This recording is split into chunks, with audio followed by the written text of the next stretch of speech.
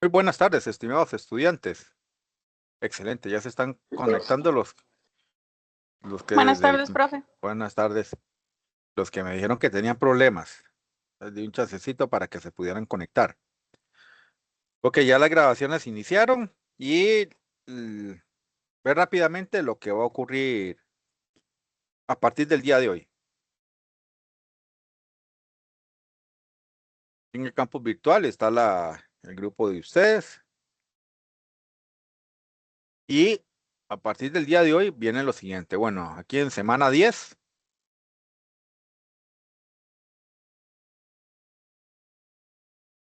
Está lo que es la actividad de gamificación sopa letras. Esta actividad, bueno, por el problema del internet que se ha presentado con las lluvias y todo en estas semanas, supuestamente era solo para hacer al día de hoy, pero decidí extenderlo hasta el miércoles 27 de noviembre para que ustedes tengan chance. Lo único que tiene de malo esa actividad es lo siguiente: una vez que la abres, tienes que tener una hora de tiempo completa consecutiva en la actividad.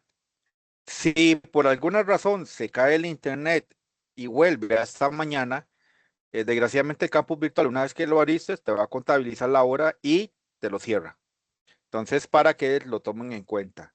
Sin embargo, yo, por disposición de la universidad, tengo que darles la hora de tiempo para realizar esa actividad el día de hoy. Eso va a ser a partir de las 8 de la noche. Eso es con respecto a hoy.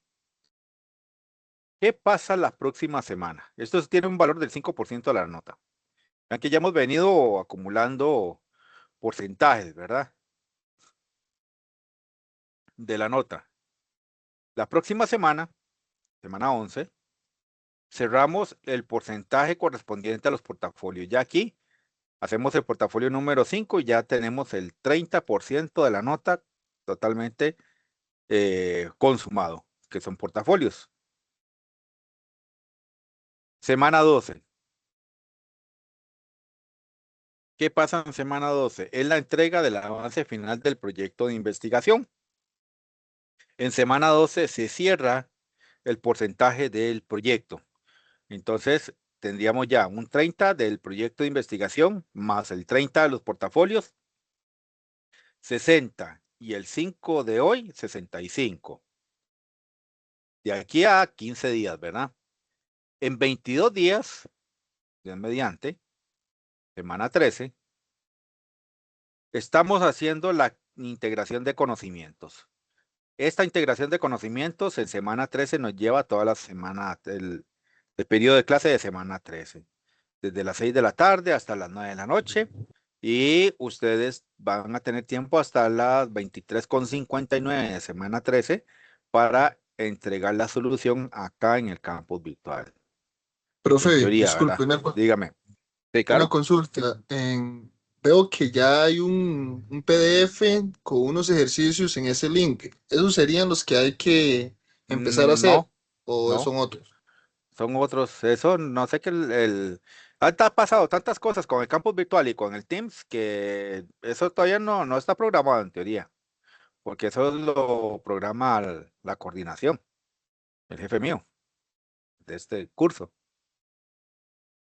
No, esa prueba de cálculo uno no. Mire, 7 de mayo, nada que ver con nosotros. Ok. Eso no tiene nada que ver con nosotros, porque eso el, tendría que ser la fecha de hoy en 22 días, en diciembre. Eso ni siquiera lo vuelva a ver porque va a perder el tiempo. No, esa no es la prueba esta de la integración de conocimientos. 30% la nota ahí. Se abre el jueves ese de semana 13 a las 6 de la tarde y se cierra a las 9 de la noche, lo que es la solución. De 9, en teoría, a las 23:59, ustedes van a tener que subir esa solución. Aquí consumimos otro 30% de la nota. Ya aquí en semana 13 tenemos el 95% de la nota jugado. En semana 12 y en semana 13 y en semana 14 ustedes van a tener disponible algo que se llama la evaluación docente. Si ustedes la realizan, inmediatamente el campus virtual les guarda a ustedes un 3% ahí por aquello de colchón. Semana 14, la última semana del cuatrimestre.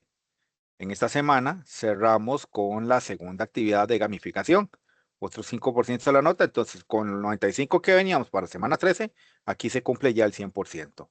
Entonces aquí ya ustedes cierran totalmente la nota de este cuatrimestre correspondiente a cálculo 1.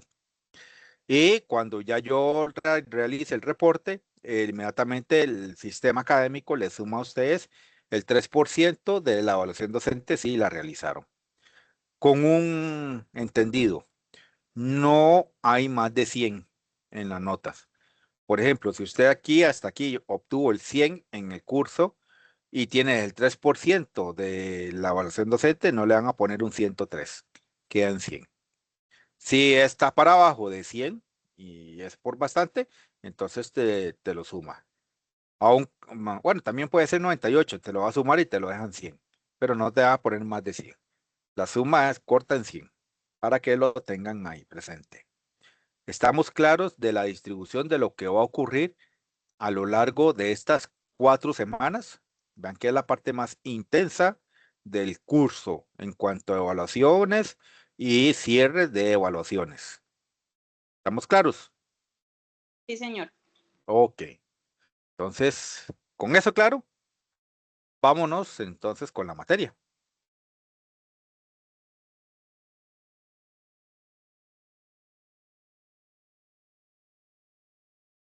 Hoy nos toca, pues, trabajar la regla del hospital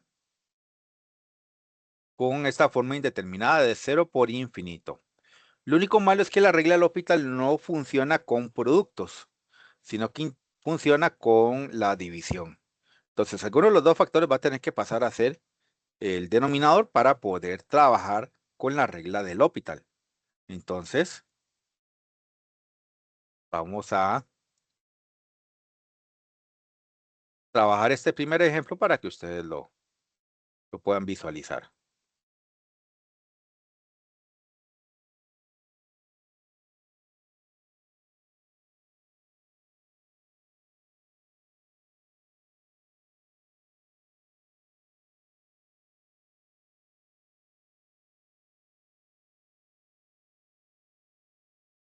A mí siempre me gusta escribir el límite ahí para ver para dónde estamos agarrando. Tenemos, déjenme para revisar que esto realmente esté sincronizado aquí con las notas de la clase de ustedes, porque si no se va a hacer un arroz con mango.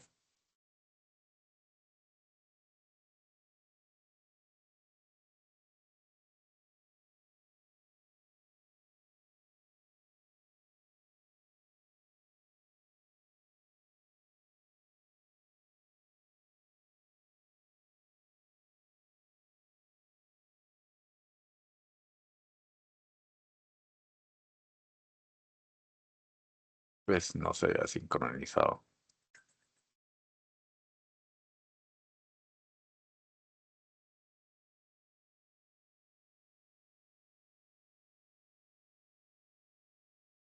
Entonces aquí dice, calcule el valor del límite cuando x va para 0, desciende de x por el logaritmo natural de x.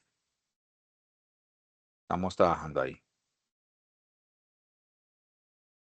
Eh, de los dos factores, el logaritmo natural nunca se aconseja que sea denominador. Entonces lo que hacemos es simplemente pasar al 100 a la menos 1. Y ahora sí tenemos la fracción. Una fracción de infinito entre infinito. Como tenemos esa especie, podemos aplicar la regla del hospital. La regla del hospital es derive al numerador y derivas al denominador.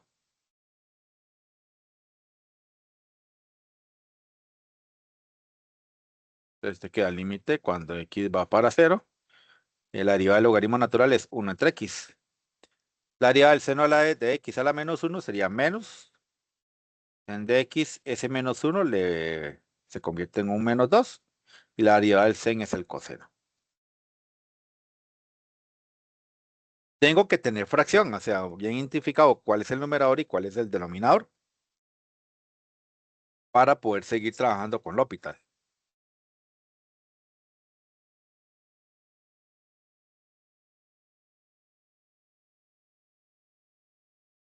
Entonces lo que vamos a hacer simplemente es mantener el 1 entre x acá. Y lo que voy a poner es este sen a la menos 2 como denominador de este coseno. Entonces me queda menos coseno y en el denominador me queda sen de x a la 2. Y ahora sí, hago extremos por extremos para obtener el nuevo numerador. Tengo sen de x al cuadrado y medios por medios para obtener al denominador. Sigo teniendo problemas porque es 0 sobre 0. De 0 es 0. Y el x de abajo, que está multiplicando al coseno, se sigue siendo 0. Entonces vuelvo a aplicar la regla del L'Hopital.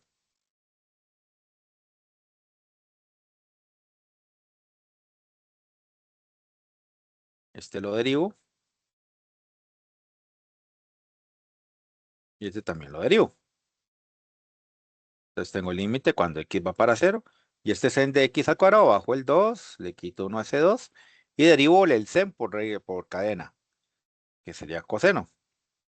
En el denominador, pues tengo la derivada del primer factor, que sería 1. Entonces me queda solamente menos coseno. Y la derivada del segundo sería, bueno, menos coseno. Y la derivada del coseno es menos sen. Y aquí, supuestamente, si sustituyo la x por 0, no me va a dar problemas. En particular, estos dos menos que están aquí multiplicando se convierten en más. Entonces, vamos a aplicar la regla de sustituir el x por 0 y a ver qué me da. 2 por sen de 0 por coseno de 0 entre menos coseno de 0 más 0 por sen de 0. Vamos a ver qué me da la calculadora como resultado. En teoría, ya ahí tiene que funcionar el límite. 2 por sin de 0 por coseno de 0. Y en el denominador sería menos coseno de 0 más 0 por sin de 0. Eso da 0. El límite entonces dio 0. Y no hay ningún problema.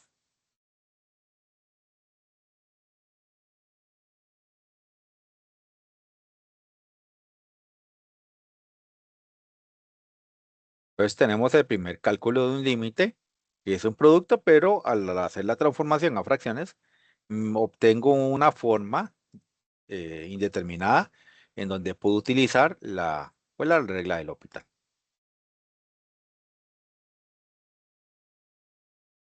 El 2.5.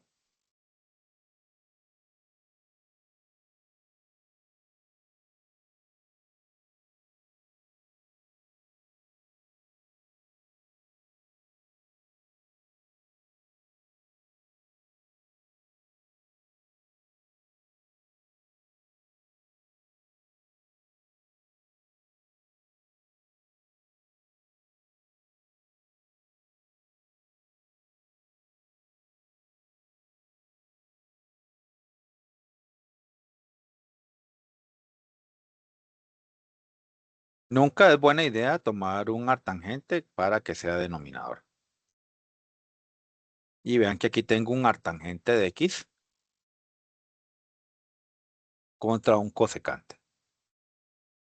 Pero ese cosecante, en vez de pasarlo a denominador, puedo transformarlo a fracción. El cosecante es con el seno. Entonces aquí tengo el producto de dos fracciones. Multiplico de manera horizontal. y tengo artangente entre 100. Esa es una forma indeterminada 0 entre 0. Entonces, ahí ya aplico la regla del L'Hopital.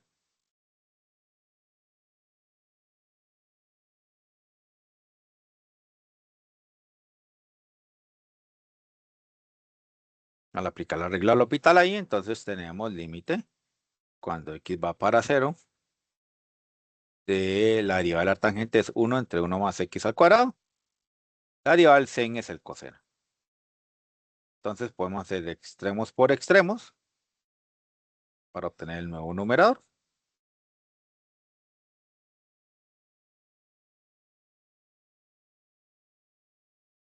Y medios por medios.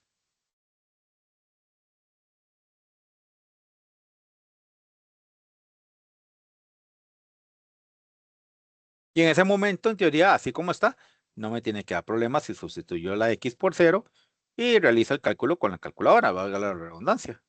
Entonces sería coseno de 0 por 1 más 0 al cuadrado. Vamos a ver cuánto nos da ese cálculo para ver cuánto nos va a dar el límite. Entonces nos vamos aquí a la cálculo rápidamente. Y ponemos fracción 1. Y en el denominador, pues ponemos coseno de 0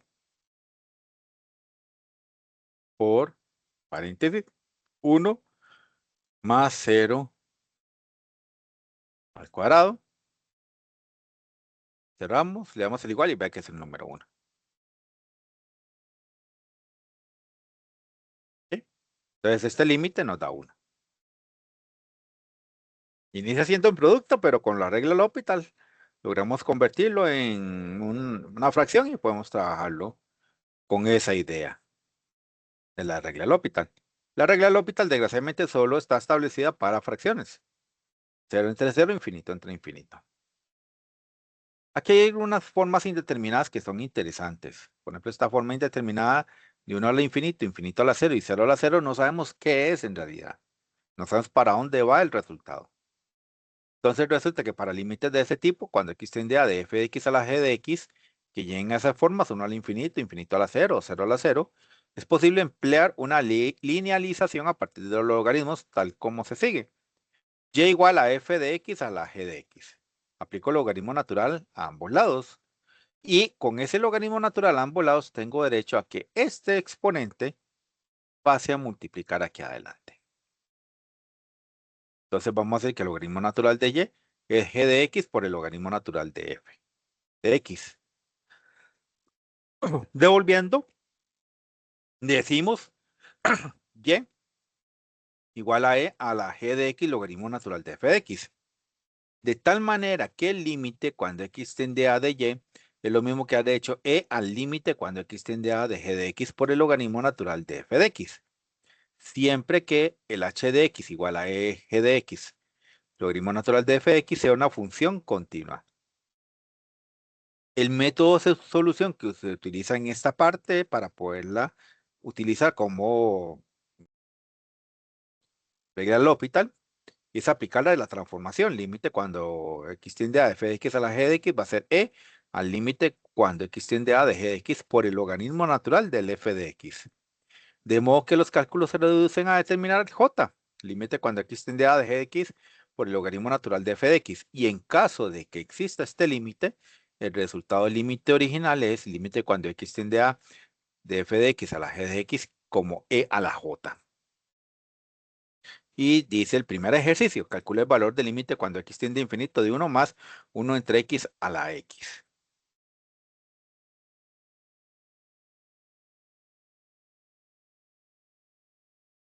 Este es un clásico de las matemáticas. Este límite. En algún momento de nuestras vidas tenemos que realizar el cálculo de ese límite. Hoy toca hacerlo. Porque este límite, de acuerdo con la transformación,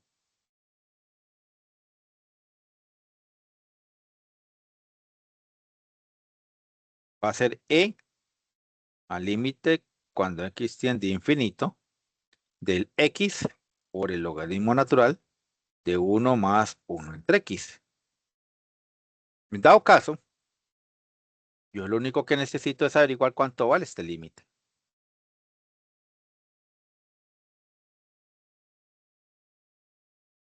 Entonces voy a averiguar el valor de ese límite aquí por aparte. Voy a preguntarme cuándo el límite, cuando x tiende a infinito, de x logaritmo natural de 1 más 1 entre x. Obviamente no lo puedo resolver así, ¿verdad? Tengo que tener una fracción para poder aplicar el L'Hopital. El logaritmo natural nunca es candidato a hacerse ese denominador. En 1 entre x lo vamos a ver como x a la menos 1. Y el x entonces pasa como x a la menos 1. Derivo acá. Y derivo acá. Para la regla L'Hopital. Si yo hago esas derivadas, me tengo que dar límite cuando x tiende a infinito de 1 entre 1 más 1 entre x. Ahí sí puedo volver el x a la menos 1. Y voy a dejar expresada la derivada. La derivada de 1 es 0. Y la derivada de x a la menos 1, pues es derivada. Porque abajo está también esa misma derivada. Quiere decir que sin calcularla puedo simplificarla porque está multiplicando y dividiendo.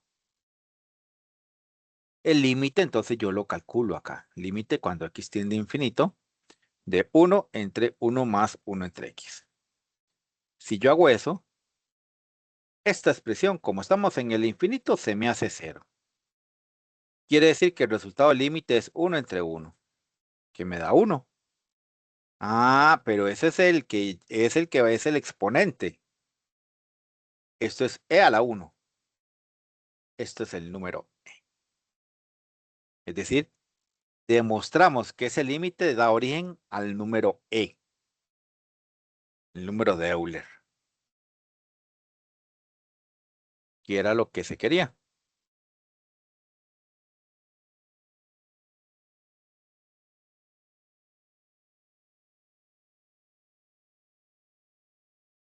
Ese es un clásico por eso, porque me lleva a la demostración del número e en dos pasos prácticamente. Aquí está. A la 1, entonces, e a la 1 es e. El ejemplo 2.7 es del mismo tiraje de ese 2.6. Ya no es un clásico, porque me va a obligar a calcular varias derivadas ahí que en el ejercicio anterior, pues no hacían falta que se calcularan esas derivadas. Si hacemos límite, cuando x tiende a 0 por la derecha, de un coseno de pi medios menos x a la x calculado con la transformación, límite cuando x tiende a 0 por la derecha, de x logaritmo natural del coseno de pi medios menos x. Obviamente el logaritmo no lo voy a trabajar como denominador. Entonces yo voy a agarrar el límite cuando x tiende a 0 por la derecha de x, logaritmo natural de coseno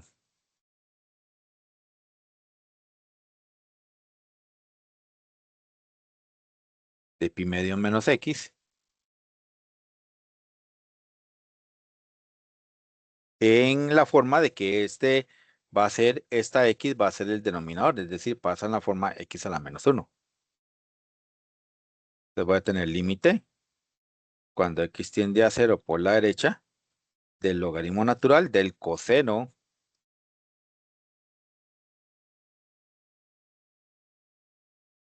de pi medios menos x. Y en el denominador tenemos el x a la menos 1. Y ahí en esa forma, entonces ya yo puedo aplicar la regla L'Hopital. Es decir, límite cuando x tiende a 0 por la derecha y me voy a derivar al logaritmo natural del coseno de pi medios menos x. Y voy a derivarme al x a la menos 1. Y aquí sí tengo que calcular la derivada del x a la menos 1. Entonces voy a tener el límite cuando x tiende a 0 por la derecha. La derivada del logaritmo natural es 1 entre el coseno. La derivada del coseno es el menos en. Porque vean que ahí es un cadenazo completo. Y la derivada de pi medios es 0 por ser número. Y la derivada de la x es menos 1.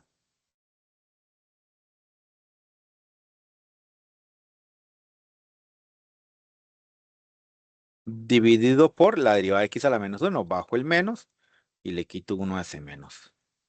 Ah, vean qué interesante esta forma. Voy a suponer que la puedo compactar un poco para ver cuál es la fracción resultante. Obviamente, este menos y este menos multiplicados me van a dar más. Entonces me queda solamente sen de pi medios menos x entre el coseno de pi medios menos x entre el menos 1 entre x al cuadrado. Ah, vean qué bonito. Y puedo multiplicar extremos por extremos. Límite cuando x va para 0 por la derecha y me va a quedar x al cuadrado sen de pi medios menos x. Y en el denominador, pues, medios por medios. Me va a quedar menos coseno de pi medios menos x. Desgraciadamente, eso es 0 entre 0. Entonces tengo que aplicar L'Hopital. Como ya es fracción, ¿verdad? Y cumple con las reglas. Vamos a derivarnos al numerador. Y nos vamos a derivar al denominador.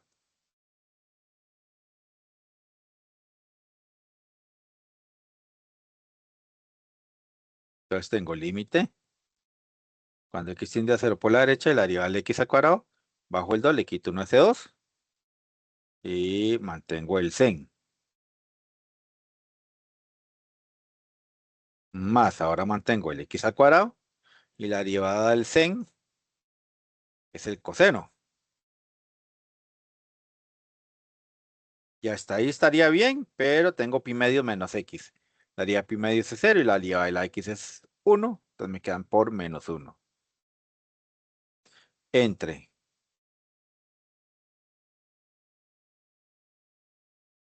menos la derivada del coseno es el sen de pi medios menos x y la derivada de pi medios es 0 y la derivada de la x es el menos 1. Entonces aquí hay algo curioso. Estos dos menos se convierten en más. Pero este menos no. Este menos esto hace que esto sea pues menos. Ya ahí, en teoría, yo puedo calcular por sustitución numérica el valor absoluto del límite. Límite, bueno, el valor del límite, perdón. Valor absoluto no. Valor absoluto es otra cosa. Y hemos trabajado de esas, pero aquí no, nunca he visto que se trabajen acá. Esperemos en Dios que no, ¿verdad? No vaya a aparecer una cosa de esas en la integración de conocimientos.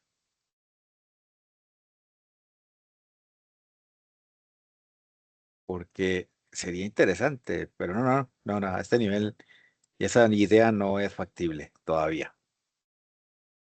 Menos y menos es más. Sen de pi medio menos x. Y aquí sí puedo calcular el valor numérico del límite, en teoría. Sustituyendo la x por 0 en todo lado.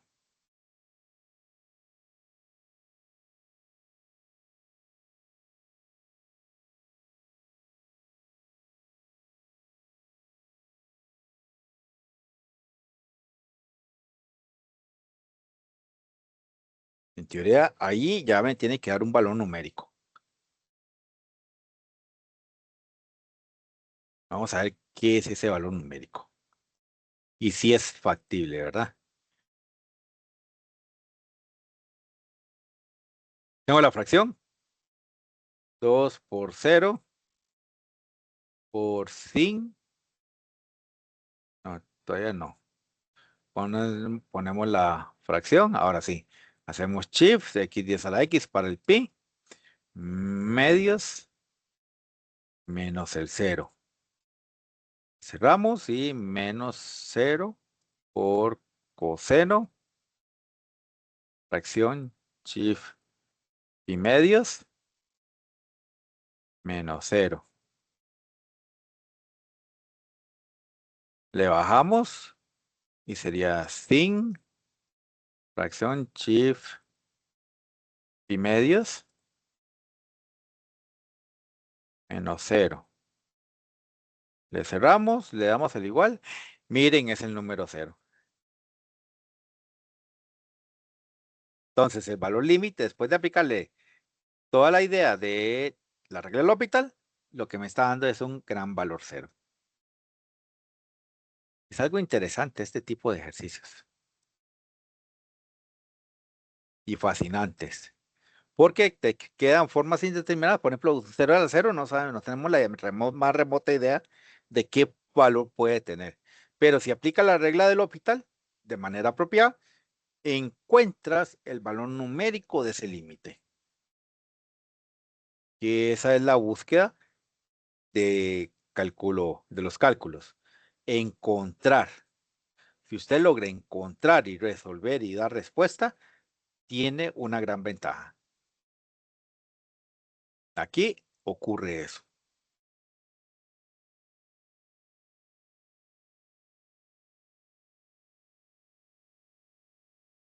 Y este es el de las trigonométricas en escalera. Entonces vean lo que pasa aquí. Límite cuando x tiende a 0 y un sen de x a la tangente de x. Ah, bueno, perdón, este a la 0 en realidad es un e a la 1, perdón. Es un e a la 0, que eso es 1. Esto es un gran 1. No es un 0, es un gran 1. Porque este va a dar parecido. Esto es e a la límite cuando x tiende a 0 de una tangente por el logaritmo natural del sen. ¿Sí? Básicamente tengo que calcular el valor límite. La tangente por el logaritmo natural. La tangente la vamos a transformar a senos y cosenos. Sería sen de x entre coseno de x. Por el logaritmo natural del sen. Si multiplicamos horizontalmente, tenemos una fracción que tendría límite cuando x va para 0 del sen de x por el logaritmo natural del sen de x entre el coseno. El coseno de 0. Vamos a ver un momentito cuánto es el coseno de 0. Para poder afirmar que tengo que hacer un L'Hopital.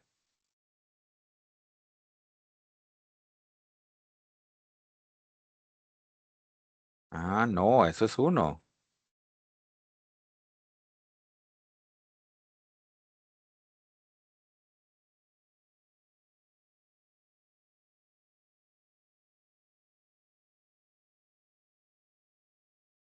La expresión logaritmo natural es la que es problemática. Sí, no me voy a salvar de poder de 0.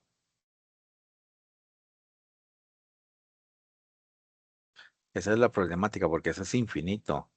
Sí, entonces la idea de transformar la tangente a senos y cosenos todavía no es buena idea.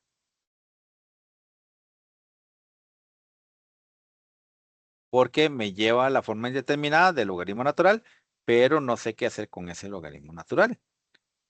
L'Hopital no dice qué es lo que puedo hacer cuando tiene ese tipo de situaciones. Entonces, dejamos el logaritmo natural en el numerador y pasamos la tangente a la -1. Ok, ya aquí, entonces sí, esto es problemático porque este es un infinito, este también es un infinito. Derivamos.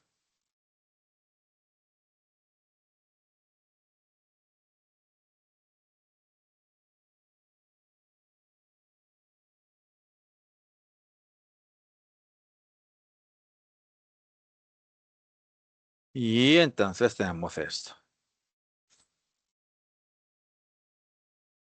Límite cuando x va para 0. La derivada del logaritmo natural sería 1 entre el sen. La derivada del sen es el coseno.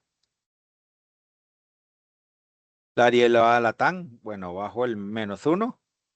Y al -1 le quito 1 y me quedan 2. Y la derivada de la tangente es secante al cuadrado. Ah, bueno, ya aquí sí es buena idea pasar a todos senos y cosenos.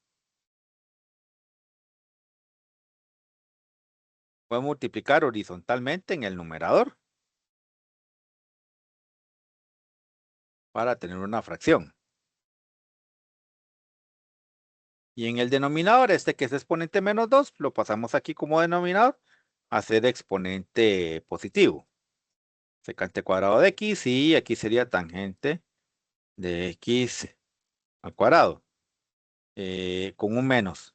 Este menos no se puede quitar. Él se mantiene con el secante.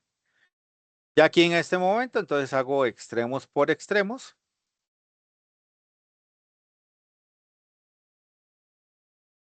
Sería límite. Cuando x va para 0, de coseno por la tangente. Y abajo sería, pues, medios por medios. Seno por la menos secante cuadrado. Entonces, menos sen de x por secante al cuadrado. En este momento, ahí sí me sirve transformar todas senos y cosenos para poder ver qué puedo simplificar. Entonces, en el numerador me queda coseno y sería sen al cuadrado entre el coseno al cuadrado. ¿Por qué tangente seno entre coseno? Como está al cuadrado, quedan al cuadrado. Menos sen de x y la de la secante sería 1 entre el coseno. Pero está al cuadrado la cosecante, la secante, entonces queda al cuadrado. Al tenerlo así, vean que ahora sí, con multiplicar nuevamente horizontalmente para después hacer medios por medios y extremos por extremos. En ese límite, cuando x va para 0, en el primer numerador sería coseno por el sen cuadrado entre un coseno al cuadrado. Y abajo me quedaría menos sen entre coseno al cuadrado. Y aquí lo que hago es hacer extremos por extremos. Y luego hacemos medios por medios. Entonces vean qué bonito el resultado que nos va a dar. Donde ya ahora sí, esta cosa es totalmente simplificable.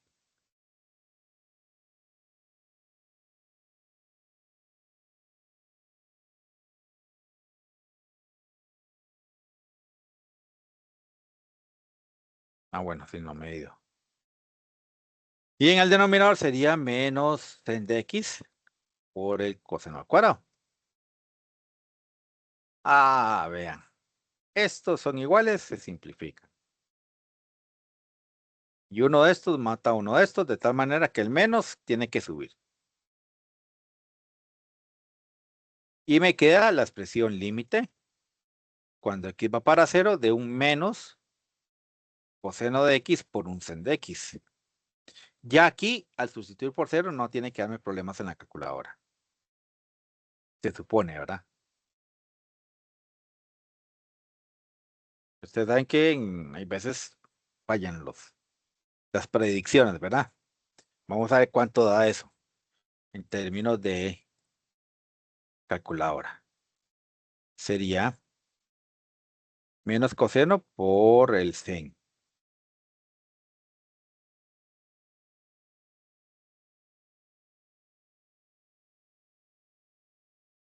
menos coseno de 0 por el sen de 0. Ah, es un lindo 0.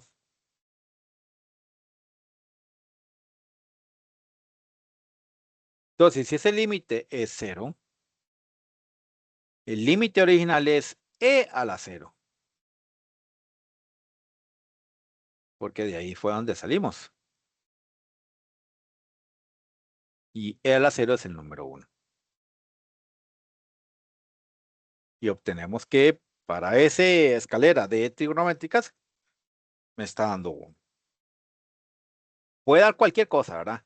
Hay que hacer el ejercicio y calcular el límite para poder ver hacia dónde se está yendo el resultado. Y viene un tema que es precioso aquí en los cálculos, los famosos puntos extremos de la función. Vamos a ver cómo se denotan de manera teórica. En esta primera definición, cuando nos hablan de máximos y mínimos absolutos, se dice que una función tiene un máximo absoluto en x igual a c1 si el f de c1 es mayor o igual al f de x para todo x en el dominio de f. Y el número de f de c1 se llama valor máximo de f. Análogamente, decimos que la función f tiene un mínimo absoluto en x igual a c2 si f de c2 es menor o igual al f de x para todo x en el dominio de f. Y el número de f de c2 se llama el valor mínimo de f. ¿A qué vamos a llamar como máximos y mínimos relativos? Pues cuando una función tiene un máximo relativo en x igual a c1, si existe un intervalo cerrado y tal que c1 pertenece al i y el f de c1 es mayor o igual que el f de x para todo x en el i. Análogamente decimos que la función f tiene un mínimo relativo en x igual a c2 si existe un intervalo cerrado i tal que f de c2 es menor o igual que el f de x para todo x en f. ¿Ok?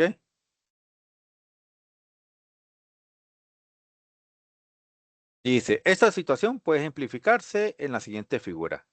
Pi medios, 1 es un máximo relativo aquí en esta función. Vea que está en la cresta. La función que se está estudiando, parte de ese gráfico es f de x igual al sen de x. Y 3 pi medios, menos 1 es el mínimo relativo para el intervalo que inicia en menos pi medios y 5 pi medios. Nota. Los valores máximos y mínimos de una función en un intervalo se denominan los valores extremos de la función en dicho intervalo. En el teorema 2.2, lo que nos dice es que si una función f es continua en un intervalo cerrado a, b, entonces f alcanza un valor máximo y un valor mínimo en el intervalo a, b. Punto crítico. Ahora sí, vamos a ver cómo se calculan esos máximos y esos mínimos. A través de los puntos críticos. Un punto crítico, una función f es un número x igual a c en el dominio de la función tal que f' de c es igual a 0 o f' de c no existe. Dice que los puntos críticos de una función son candidatos a ser máximos y o mínimos.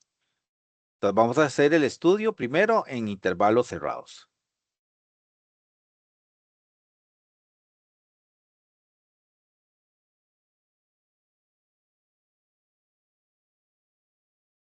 Denme un chancecito.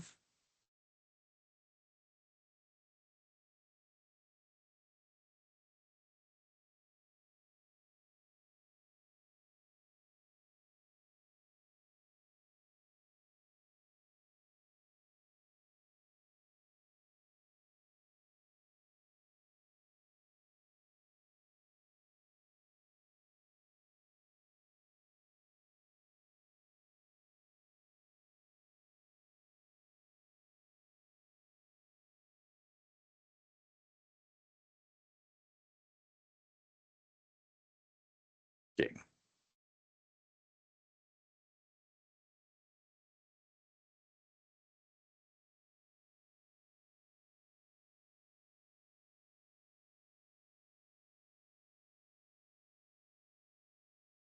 Entonces vamos a realizar el estudio de extremos relativos a intervalos cerrados. ¿Cómo se calculan esos extremos?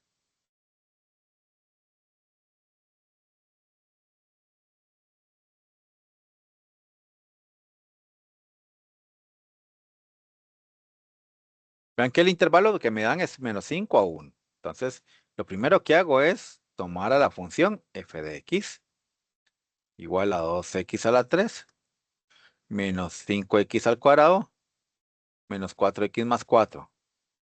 F', 3 por 2 son 6 en x a la 2. 2 por 5, 10 en x y menos 4. Me pregunto, ¿cuándo f' es 0? Eso va a ocurrir cuando 6x al cuadrado menos 10x menos 4 sea igual a 0. Uy, eso es una cuadrática. Lo puedo resolver por medio de la calculadora. Al resolverlo por medio de la calculadora tenemos el siguiente toque. Menú, signo negativo, 2, 2. Mode 5, 3 para los de la calculadora gris. Ponemos el 6, ponemos el menos 10 y el menos 4. Y dice que una solución es el número 2.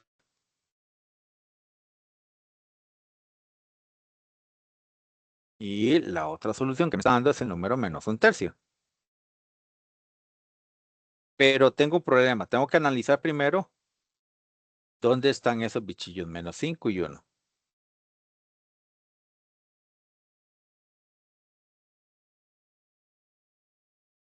Tienen que estar en ese intervalo. Resulta que el número 2 no está, pero el menos 1/3 sí está. Ah, entonces, candidatos a valores extremos.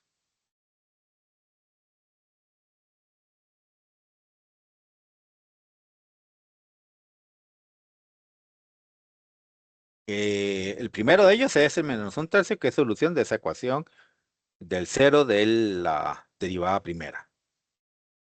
Tengo que evaluar también los extremos, menos 5 y 1, porque ahí solamente me quedó 1 de ese 0. Pero como el polinomio es tan grande y está sustituyendo cada valor numérico, con calma y con tranquilidad, eso se las trae. Vamos a utilizar programación rápida aquí en la calcu. Vamos a programar el polinomio como está con las x. 2 alfa x a la 3 menos 5 alfa x a la 2 menos 4 alfa x más 4. Ok, tengo el polinomio ya programado ahí.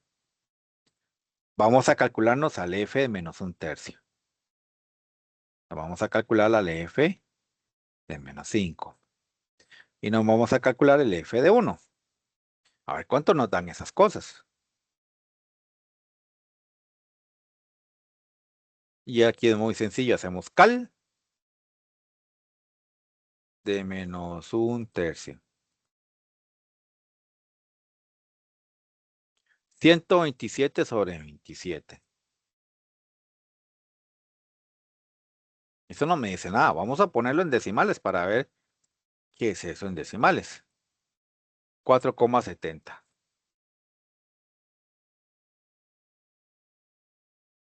Y tengo menos 1/3, 127 entre 27. El f de menos 5. Entonces calculamos para menos 5. Menos 351. Entonces tengo el par ordenado menos 5, menos 351. Y tengo el del f de 1.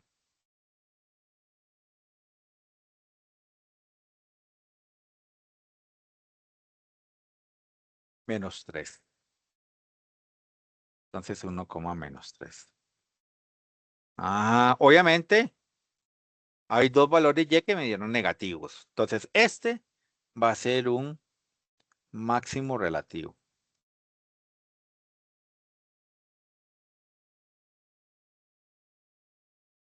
Y entre los dos negativos, el más alejado del 0 va a ser el mínimo.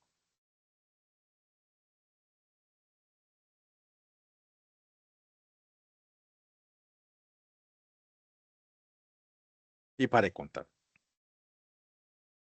Vamos a ver si hay otro ejercicio en intervalos cerrados de cálculo de valores extremos.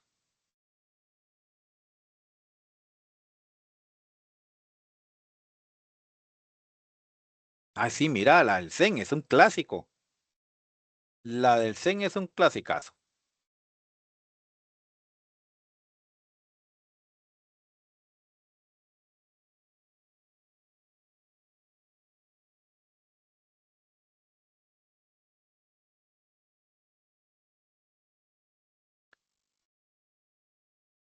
Les voy a decir por qué es un clásico.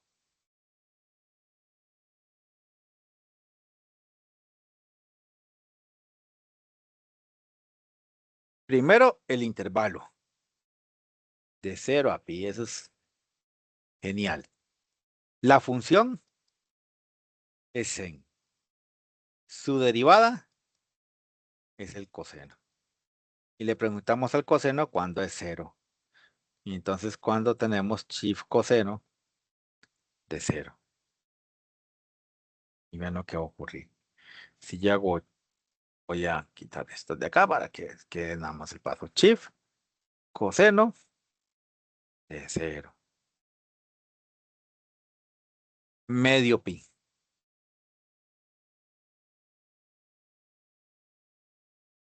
O pi medios. Ah, caramba. Pi medio sí está en el intervalo de 0 a pi.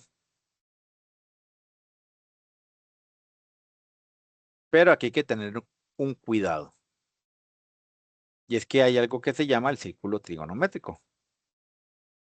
A partir de un plano cartesiano. Los ángulos cuadrantales, que son las flechas, van a estar dominados por 0, pi medios, pi, 3 pi medios y 2 pi. Resulta y sucede que pi medios es un ángulo cuadrantal. Quiere decir que el otro que está en el extremo del eje Y debiera ser también solución.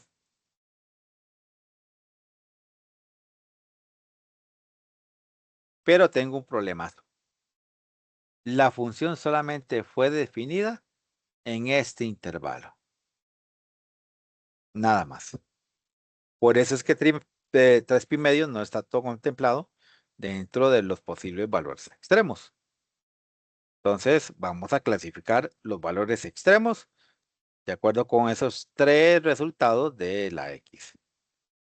Cuando es pi medios, cuando es 0 y cuando es pi. Entonces, este sería h de pi medios. Pero estamos con el sen, entonces nada más poner sen de pi medios a ver qué me da. Aquí sería el h de 0. Calculamos sen de 0. Y aquí sería el h de pi. Calculamos el sen de pi. Entonces, vamos a hacer esos cálculos, por eso sí están más rápidos. ¿Sí?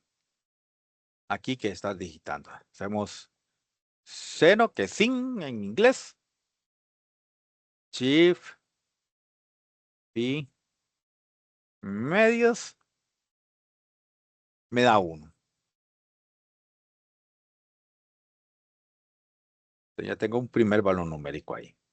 El par ordenado pi medios, 1.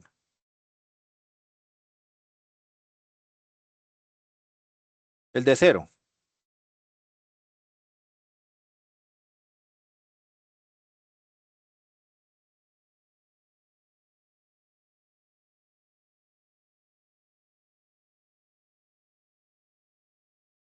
Calculamos para 0. Me dice que es 0.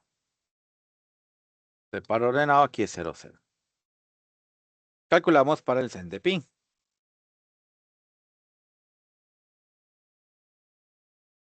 Shift X dice la X para que aparezca pi. También me da 0. Pi, 0. Entonces, 1 y 0. El 1 es el máximo relativo. 0 y 0. Los dos son iguales. Estos son mínimos. relativos.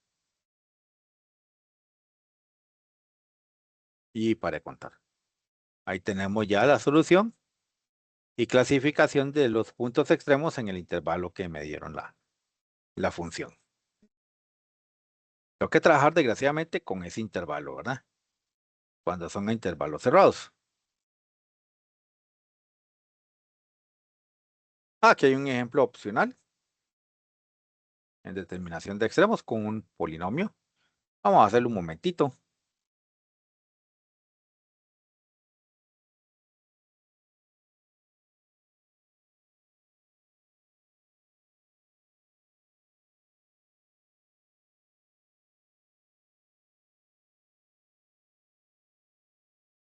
Ejemplo opcional, pues tenemos la g de x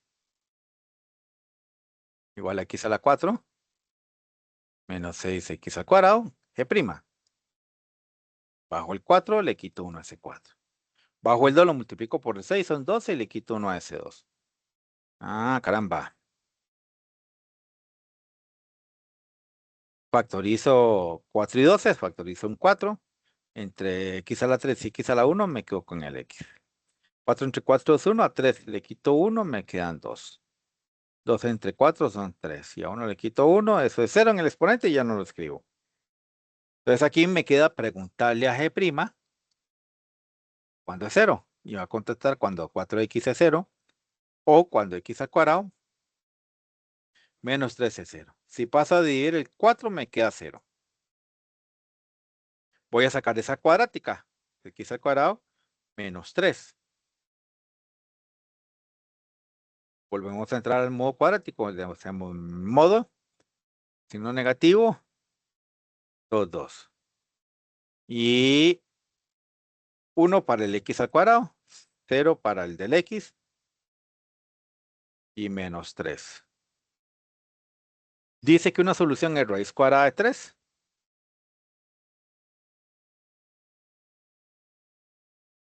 Y la otra solución dice que es menos raíz cuadrada de 3. Pero así en raíces no me dicen nada. Entonces voy a hacer esto. S de menos 1,73 y 1,73. Debo revisar en el intervalo a ver quiénes están y quiénes no. De menos 1 a 2, el 0 sí está. 1,73, este también está. Pero en menos 1,73 no está. Porque eso estaría hacia la izquierda del menos 1. Ah, entonces los valores extremos, candidatos a ser valores extremos es x igual a 0, x igual a raíz cuadrada de 3. Y el intervalo va de menos 1 a 2, y entonces x igual a menos 1 y x igual a 2. Esos son candidatos a los valores extremos. ¿Ok? Como el polinomio es un x a la 4 y un 6x al cuadrado. Entonces lo podemos poner de una vez en la calcu para que ustedes vean que ahí están ellos. Mode 1 para salir. El modo cuadrático y serían x a la 4. Entonces alfa, paréntesis redondo, a la 4. Bajamos. Menos 6 alfa x a la 2. Estamos hablando de g, sí. Entonces aquí voy a calcular g de 0. G de raíz cuadrada de 3. G de menos 1.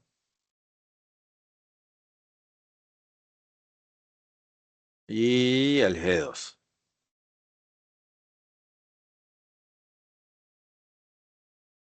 Y entonces hago eso. Le pido calcular el de 0.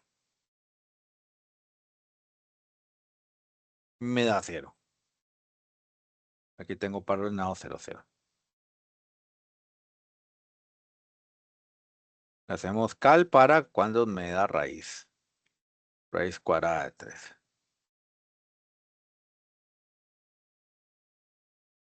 Eso me da menos 9. Aquí para ordenado es raíz cuadrada de 3 menos coma menos 9. Calculemos para el menos 1.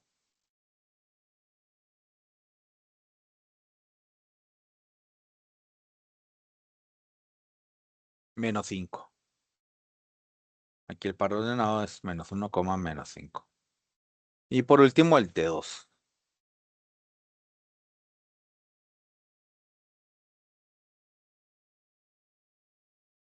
Menos 8. Par ordenado aquí es 2, menos 8. Resulta que entre los negativos y el 0, gana el 0. Este es un máximo relativo. Y entre los negativos gana el más pequeño, que es este sería el mínimo relativo. Para contar.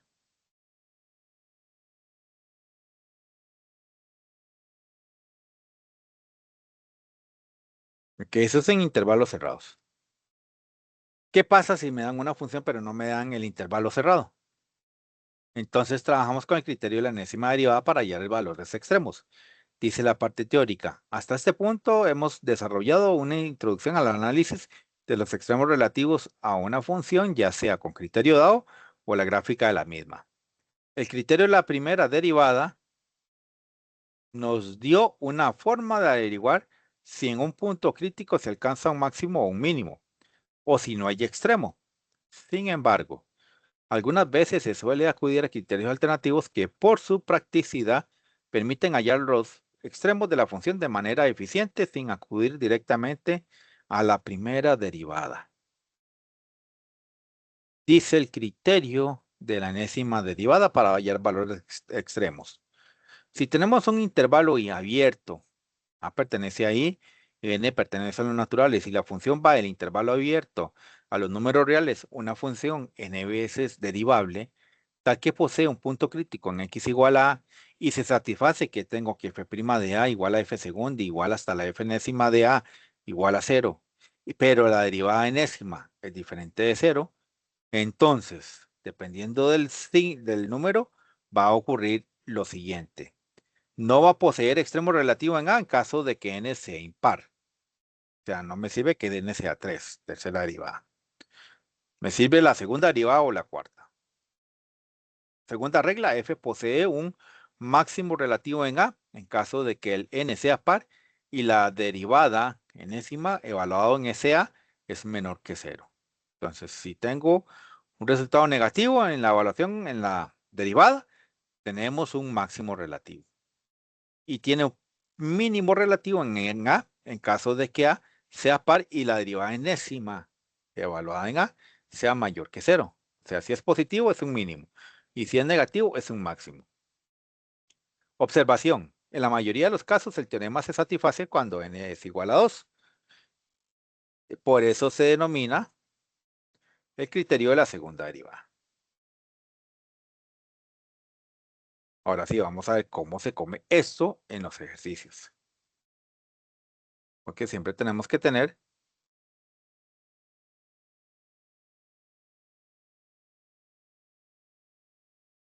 la parte práctica, ¿verdad?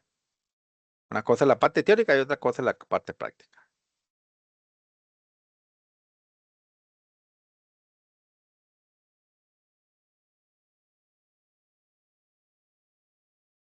Entonces hay que determinar los valores extremos, pero nada más me dan la función, no me dan el intervalo cerrado donde está la función, sino que me dice, tome, calcúlelo.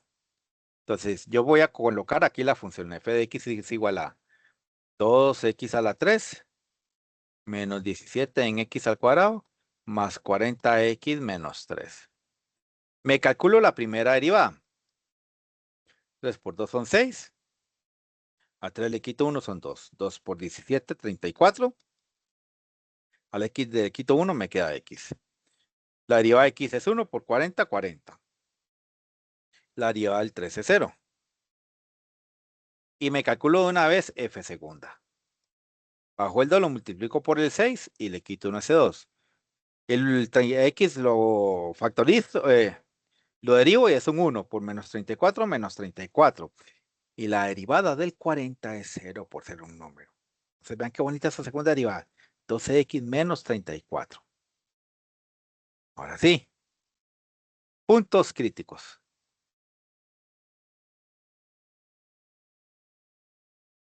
Ocurren cuando la primera derivada es 0. Para nuestro ejercicio es cuando 6x al cuadrado menos 34x más 40 sean 0. Entonces me voy a como cuadrático. Hacemos menos, signo negativo, 2, 2 o modo 5, 3 si lo tienen en la calculadora gris. 6 igual menos 34 igual 40 igual. Otro igual. 4 es una solución.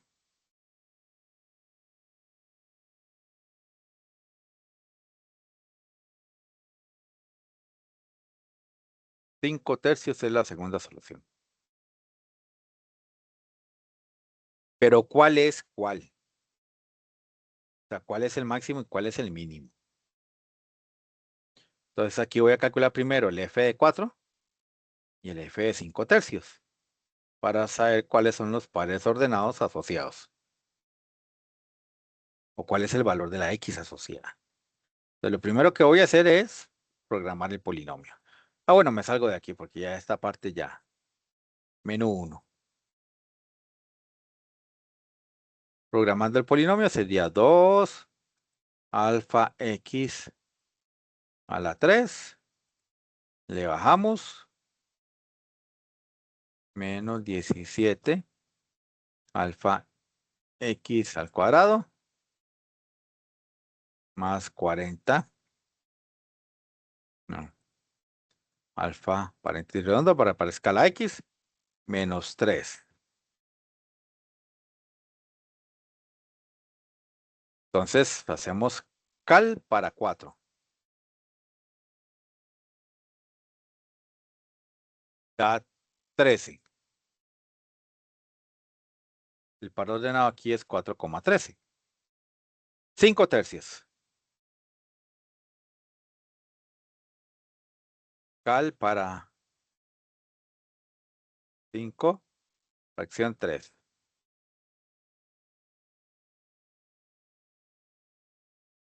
694 sobre 27.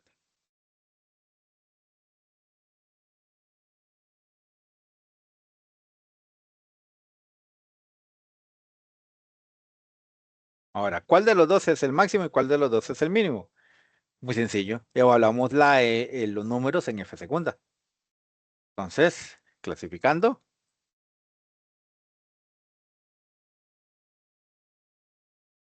X igual a 4.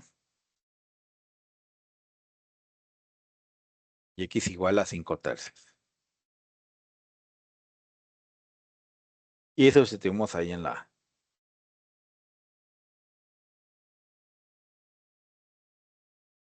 no, en la f segunda, perdón. F prima no. En la f segunda.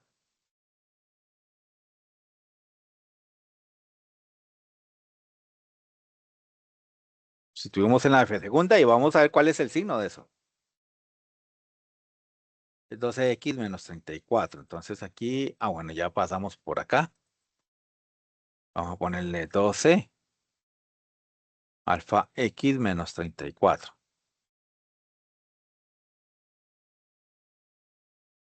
Entonces hacemos cal para el número 4. 14. Él es un número positivo. Quiere decir que en x igual a 4 tenemos un mínimo.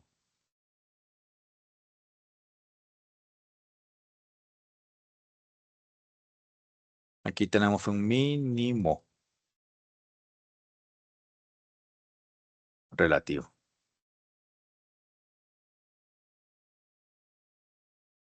Vamos a calcular para 5 tercios.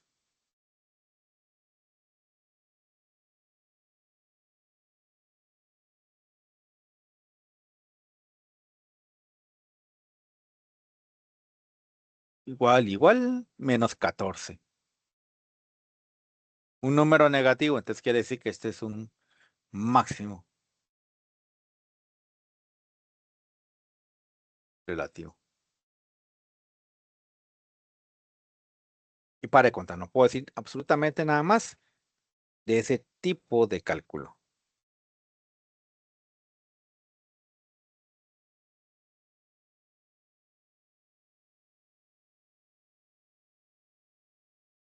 El 2.11 es un caso de esos bonitos. Siempre es bueno calcularlo alguna vez en la vida.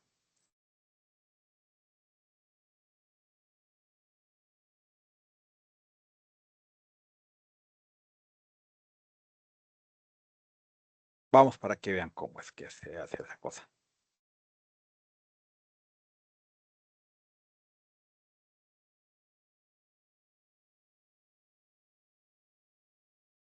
Aquí sería g de t igual a 2 por t menos 3 a la 3. G'. Bajo el 3 multiplico por 2 son 6. Y al 3 le quito 2. G segunda. 2 por 6 son 12. Por t menos 3. Y aquí no hay que ser muy suquia para saber que el número crítico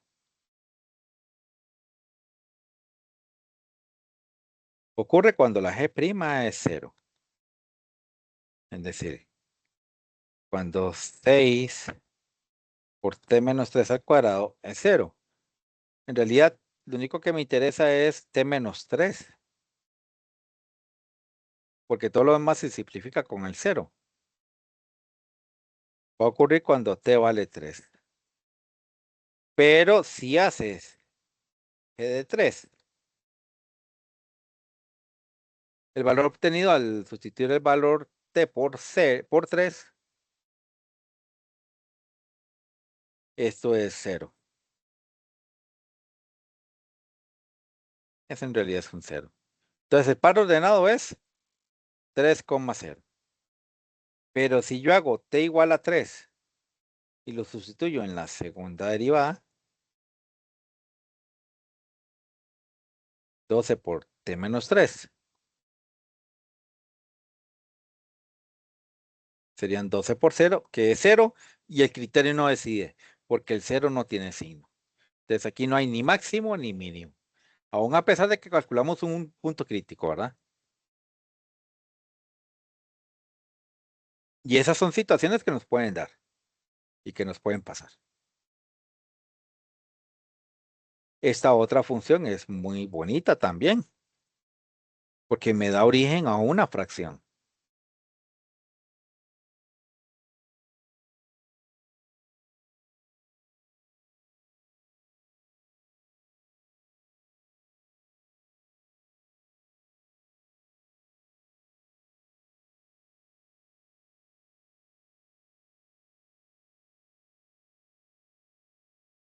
Entonces tenemos g de x igual al logaritmo natural de un x al cuadrado más 5.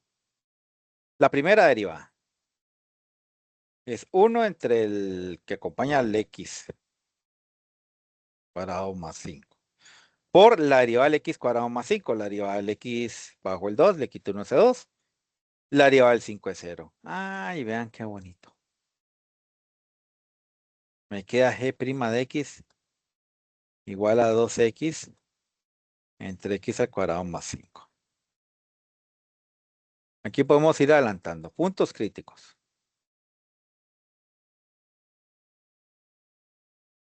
Ocurren cuando g' es 0. Es decir, cuando 2x es 0 para el numerador. O puedo tener indefiniciones. Por ejemplo, x al cuadrado más 5, podemos preguntarle cuándo es 0. El 2 pasa a dividir, me queda cuando x vale 0. Y aquí me queda cuando x al cuadrado es un menos 5, eso no se vale. En los números reales, los cuadrados no son nunca negativos. Entonces ya tengo los dos, tengo el punto crítico. Para poder clasificar al punto crítico necesito a fuerza la segunda derivada. Entonces tenemos g segunda de x. Sería la derivada de una fracción. Entonces, elevo al cuadrado al denominador. La derivada del numerador sería el número 2, porque de x es 1, por 2 son 2. De x al cuadrado más 5. Menos, ahora mantengo el 2x. La derivada de x al cuadrado más 5 bajo el 2. Le quito uno ese 2 y la derivada del 5 es 0. Se llamaba que segunda de x. Multiplicando el x por este cuadrado y el por el 5, me queda 2x al cuadrado más 10. Y aquí pues multiplico el 2 con el 2 para que queden 4. Y x por x a la 2. Todo dividido por x al cuadrado más 5 al cuadrado. Vean qué bonito. Estos dos términos simplifican por tener la misma constante.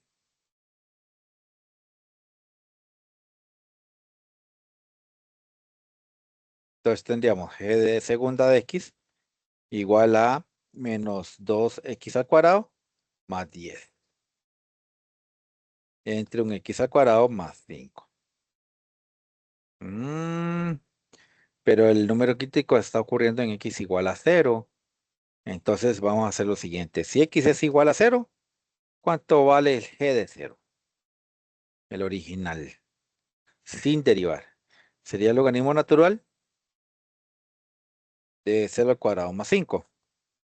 Ese es el logaritmo natural de 5. Si, bueno, el par ordenado acá es 0, logaritmo natural de 5. Es el único que existe. Pero si la x es igual a 0, ¿cuánto vale g segunda evaluada en 0? Vea que es menos 2x al cuadrado más 10. Menos 2 por 0 al cuadrado más 10.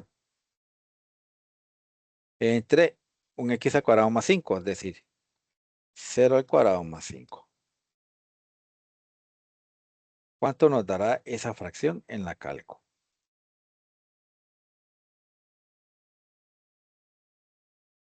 Entonces tengo la fracción. Menos 2 por 0 a la 2. Más 10. Dividido por paréntesis 0 al cuadrado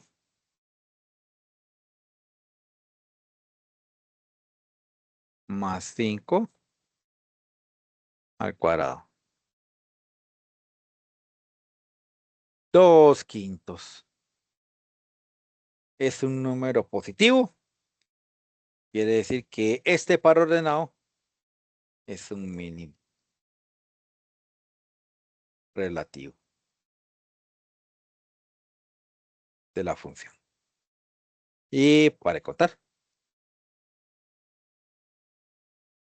vamos a ver el ejercicio que sigue.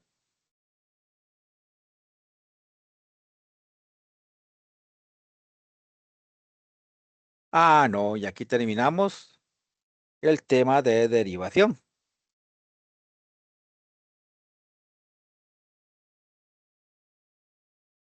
¿Ok? Entonces, entramos a lo que es ya el tercer tema y final de este cuatrimestre. Es este. Bueno. Pero aquí voy a ponerle el inicio.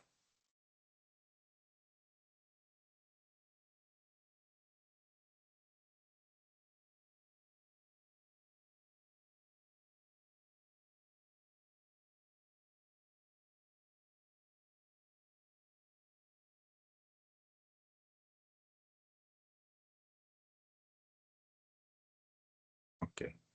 Vamos a hablar de integración. Es el tema que sigue.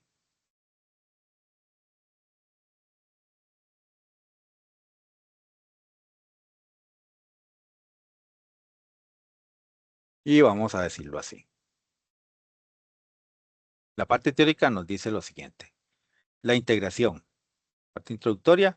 Se han estudiado hasta el momento dos de las áreas fundamentales del cálculo, la diferenciación y el cálculo de límites. En esta unidad se hará un abordaje introductorio al campo de la integración indefinida, el cual se basa en operaciones inversas a las desarrolladas en la derivación. Algunas veces la integración indefinida es conocida como la antiderivación o antidiferenciación. Como antiderivado primitiva, se dice que una función f se denomina antiderivado primitiva de la función f en un intervalo i si f mayúscula derivado me da el f minúscula para todo x que pertenezca a ese intervalo i. Si se considera la función con criterio f de x igual a 2x, una antiderivada f es f de x f de x mayúscula igual a x al cuadrado, debido a que si yo agarro x al cuadrado y lo derivo me da 2x. Además, hay que observar que si consideramos el conjunto de las familias de los f mayúsculas c de x como x al cuadrado más c, donde c es una constante, también se obtienen antiderivadas de f, dado que si yo derivo esa f mayúscula con las constantes, pues la derivada del x al cuadrado son 2x, la derivada de la constante es 0, que eso es el f de x minúscula que se tenía al inicio. Del mismo modo, se puede considerar 1 entre x. Sabemos que la f mayúscula sería el logaritmo natural de x. ¿Por qué? Porque corresponde a una antiderivada de f, dado que f' mayúscula derivado me va a dar el f de x minúscula. Por lo que cualquier función de la forma f de x más c será una antiderivada. Aquí además hay que considerar que el logaritmo natural de x está definido cuando la x vale cuando la x es mayor que 0. Por lo que se considera como antiderivada de f a veces f de x mayúscula, pero considerando el logaritmo natural del valor absoluto de la x para poder trabajar en todos los números reales. Y aquí viene ya ahora sí. ¿Qué es la integral indefinida? Pues es la familia de antiderivadas. Si f mayúscula es una antiderivada del f minúscula en intervalo i, entonces los f mayúsculas más c, con c constante arbitraria, representan la colección de todas las posibles antiderivadas del f minúsculo. Cada antiderivada se obtiene variando la constante c. El proceso de antiderivación se basa en la obtención de todas las antiderivadas o primitivas de una función. A esta familia de funciones se le denomina la integral indefinida. A continuación se brinda la notación que utilizaremos para simbolizar la integral indefinida. La notación de integral indefinida. La integral indefinida de la función f respecto a la variable x se denota así. Integral de f de x de dx igual a el f mayúscula de x más la constante de integración, donde este símbolo es el símbolo de la integral denotando el proceso de antiderivación. F de x minúscula es el integrando, la función en estudio. D de x es el diferencial, indica la variable considerada en el cálculo. Y C es la constante de integración. Dice que es muy importante conocer las reglas básicas e integrales elementales que existen, cuyo uso se dan en el cálculo de las integrales que se derivan de una combinación de estas. A continuación se enuncian las mismas. Entonces, lo que voy a hacer es sacar estas reglas. Las voy a poner en la que dice semana 10 de integración. Y vamos a parar ahí para que ustedes tengan tiempo de aquí a la próxima semana de por lo menos visualizarlas, verlas y también ojalá analizarlas y si pudieran aprendérselas, genial. Si no, tranquilidad. En el paso de los ejercicios, ustedes se van a dar cuenta que son reglas igual que las de derivadas.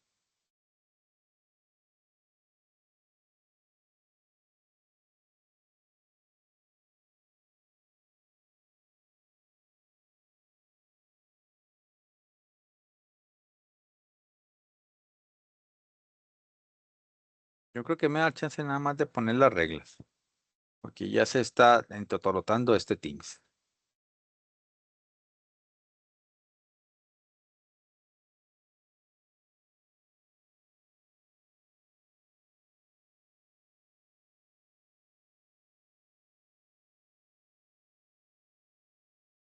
Y esta otra de reglas.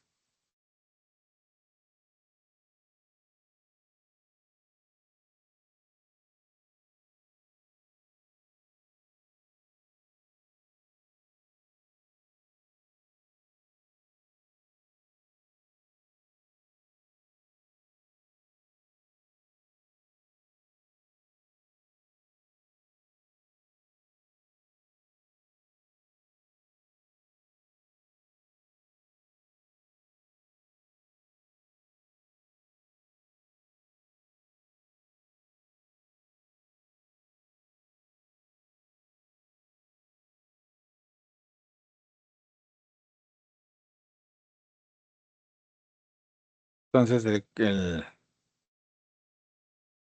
conjunto de las reglas básicas de integración álgebra de integrales dice así: considere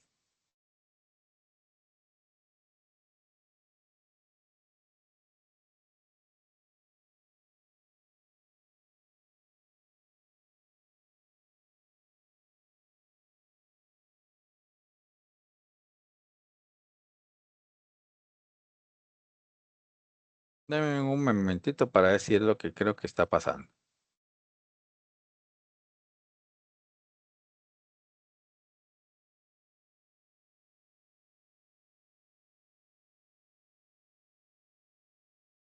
Ah, no.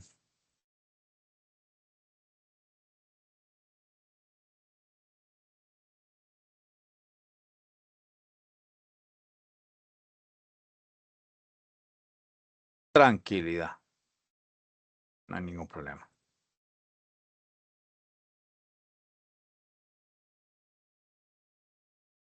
Entonces aquí tenemos, considere las funciones f y g definidas en el intervalo i, ambas integrables en i. Existen sus antiderivadas y alfa, beta y zeta pertenecen a los números reales. Entonces, si yo tengo una suma de funciones dentro de una integral, tengo derecho a separar cada sumando y lo integro cada uno por aparte. Igual ocurre si tengo nuevamente la suma, pero con fracciones de números acompañándolos. Entonces tengo la fracción por fuera y calculo la integral de f de x. Tengo la fracción por fuera y calculo el g de x. La integral de cualquier número es ese número en x por x, más la constante de integración. Y la integral del diferencial es simplemente la variable x más la constante de integración.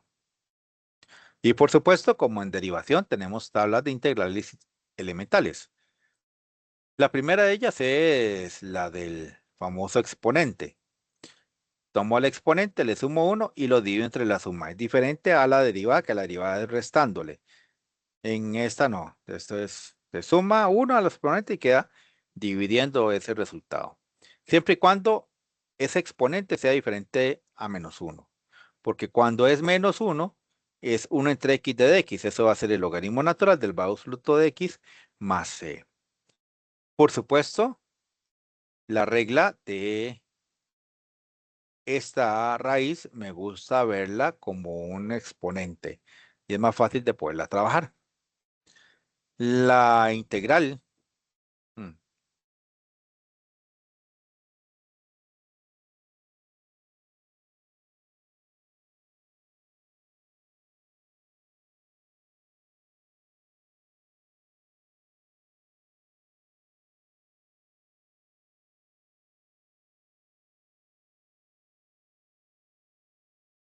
Está bastante pegado, entonces voy a hacer el toque.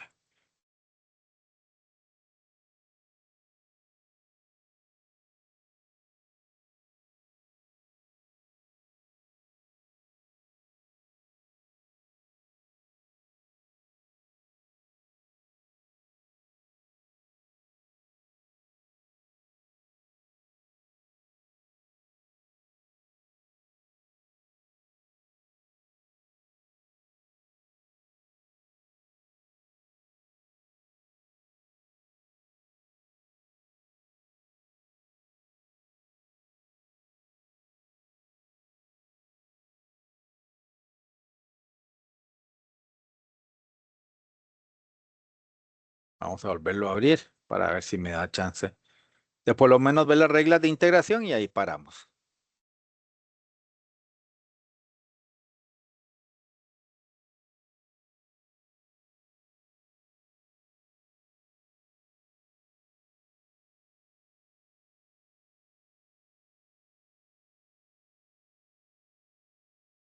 Ok.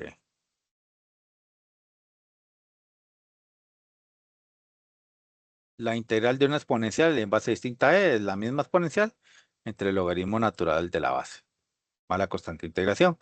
La integral de a a la x es de ella misma, a a la x más la constante de integración. La integral del seno es el menos coseno. La integral del coseno es el seno. La integral del secante cuadrado, tangente. La de la cosecante, menos cotangente. La integral de la secante por la tangente es la secante. Cosecante por cotangente es menos cosecante. La integral de la tangente, logaritmo natural del valor absoluto de la secante. La integral de la cotangente, logaritmo natural del valor absoluto del seno. La integral de la secante, logaritmo natural del valor absoluto del secante más la tangente. La de la cosecante es logaritmo natural del valor absoluto de la cosecante menos la cotangente. La integral de esta raíz del denominador es arcén de x entre a más la constante de integración. La integral de esta x por la raíz en el denominador es 1 entre a arcsecante de x entre a más la constante de integración. Y la integral de esta que está en el denominador, a al cuadrado más x al cuadrado, pues es 1 entre a arctangente de x entre a más la constante de integración. En general, si yo tengo la integral del f minúscula igual al f mayúscula más la constante de integración, pero además ese f minúscula viene en la forma dada de a de x más b, pues resulta que tu integral va a ser el resultado de la f mayúscula por el ax más b dividido por el a más la constante de integración para de contar. Y estos ejercicios los iniciamos, si Dios quiere, la semana entrante en semana 11. Jueves, vamos a ver, 25, 26, 27, 28. Sí, todavía estamos en noviembre. 28 de noviembre.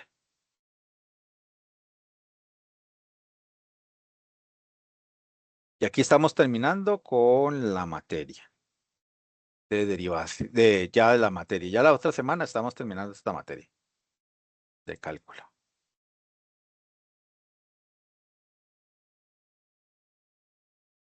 Vamos a darle chance para ver si se rescata esta primera. Sí, se está rescatando esa grabación. Voy a detener esta grabación y voy a pasar lista. Ahí nos vamos a dar cuenta qué tan rápido están, pues, las